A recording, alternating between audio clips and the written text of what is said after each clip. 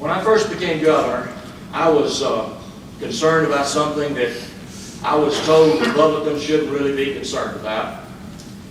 And that was the fact that we were the 10th largest state in population, but that we had the 4th largest prison population. We had had a tough on crime stance in this state for many years.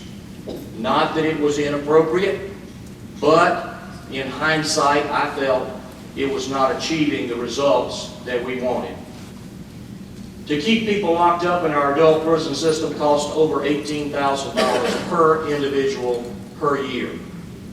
And that is a huge cost. If we could translate those costs into education, we could certainly see much better results, of course.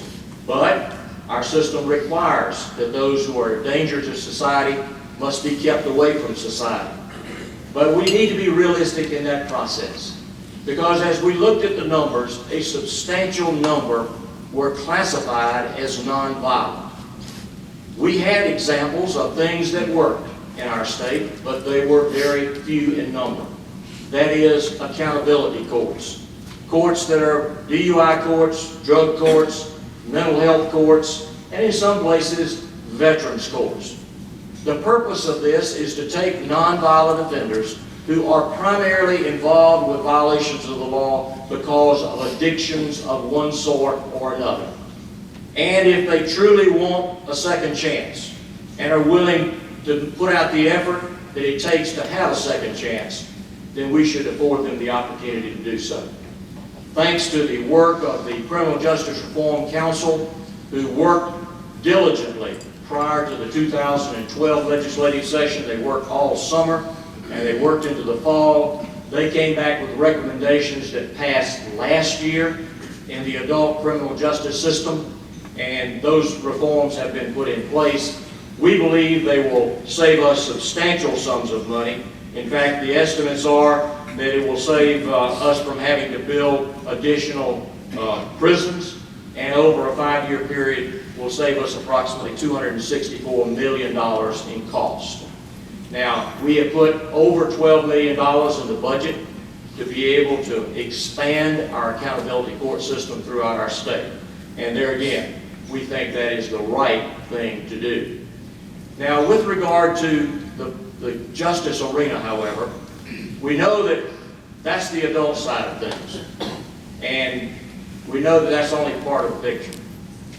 One of the growing areas of concern to everyone is in the juvenile arena. We are seeing more and more violent crimes being committed by individuals who are classified as juveniles, and yet we're seeing our costs continue to rise. If you want to look at this in terms of cost, on the adult prison side, it's about $18,000 a year, as I told you, for one prison bed. In the juvenile arena, it is about $90,000 for one bed for 1 year in the juvenile arena. And if what we were doing was working so great, we would not have these statistics. 1 out of every 3 adults who is paroled from our prison system is back in our system within 3 years. In the juvenile arena, it's even worse. 1 out of every 2, when they're released, are back in the juvenile system within 3 years. So we need to look at it from a different perspective. And thanks to the hard work of the Criminal Justice Reform Commission, they have done that. They brought us the adult side of the recommendations last year, and it was passed into law. They brought us the juvenile side of recommendations, and it has been passed into law this year, and I will be signing that legislation next week. We believe that it will save us about $85 million over the next 5 years in the juvenile justice arena. And having served as a juvenile judge myself in the far past now, I know one of the greatest frustrations I had was I had 2 choices with a young person who came before the court. I could either send them into a RYDC, or I could send them back to the environment from which they came in the first place. Neither of those sometimes were appropriate choices. This approach is to say, if they are not a danger to society, then let's form local community-based alternative services. That's what we do.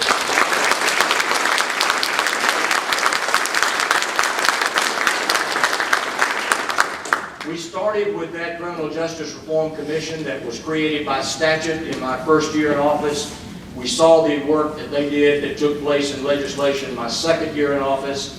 We then expanded that Criminal Justice Reform Commission to include members who had familiarities in the juvenile justice arena. I did that by executive order, and they produced the results that occurred this year. I'd like to ask, because I see several of them in the audience today, I'd like to ask any of the individuals who have served on that Criminal Justice Reform Commission, would you please stand?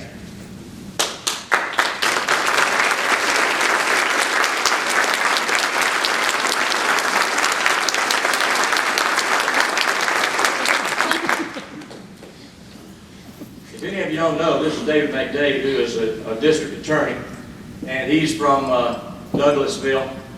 You know, it's important because of the things that we are doing to make sure that we have a balanced approach. We can't just have defense attorneys agree with something and have the prosecutors say that's the absolute wrong thing to do. And finding consensus is sometimes difficult, but that's why their work was so important. And their personal time that they spent and their devotion to trying to get it right was very, very important.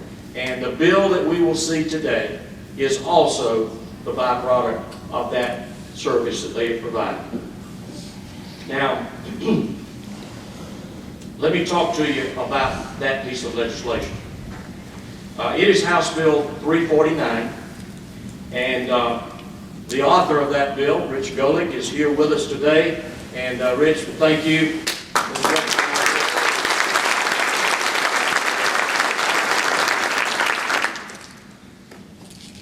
It is a recognition that one of the things that we did years ago to be tough on crime was to adopt mandatory minimum sentences. And that takes away the discretion of a judge to be able to listen to the facts, look at the circumstances, and arrive at an appropriate sentence. The reason we did that years ago was that we had some judges who had really deviated and strayed far from what the public thought should have been a reasonable sentence.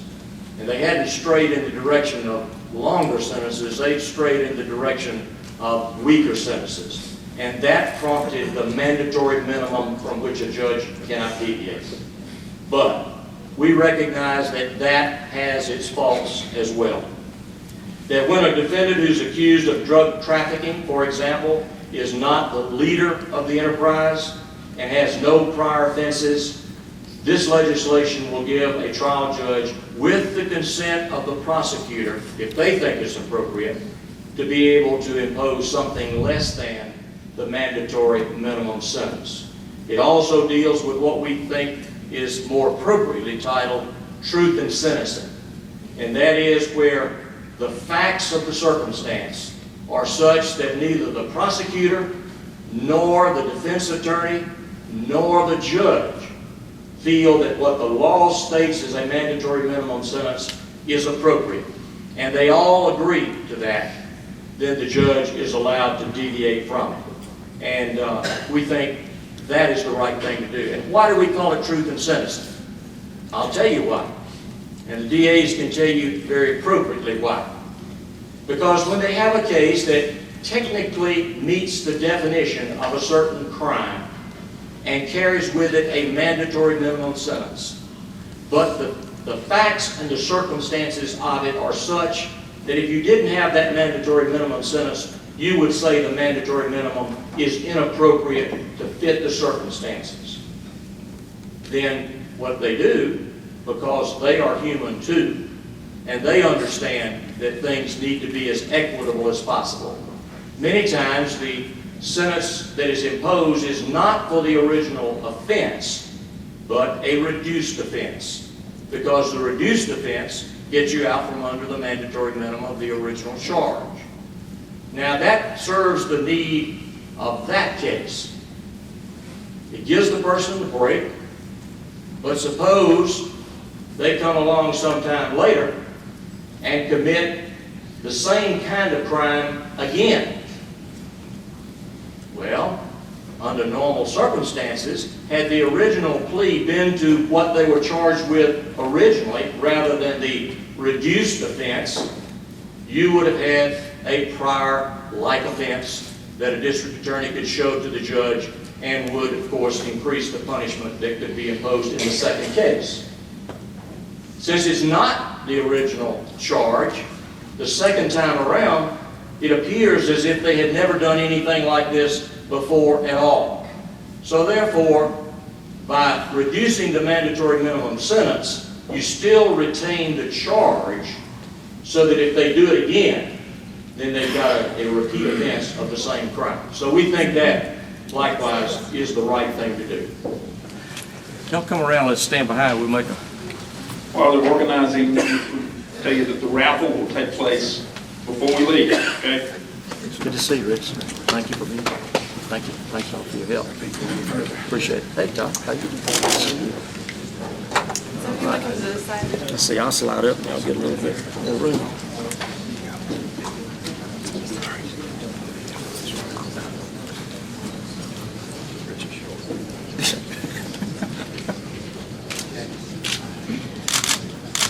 I'm going to give y'all those pens, you can keep them. I hope so. If they don't write, I'm not going to claim them.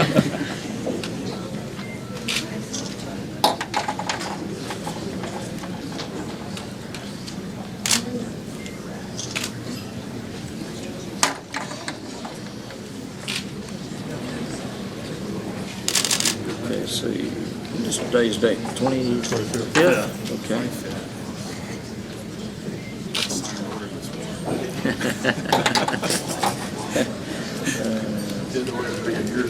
Oh, yes, it is.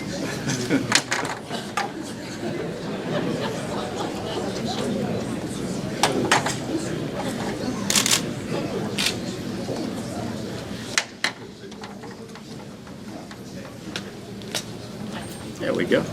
Good.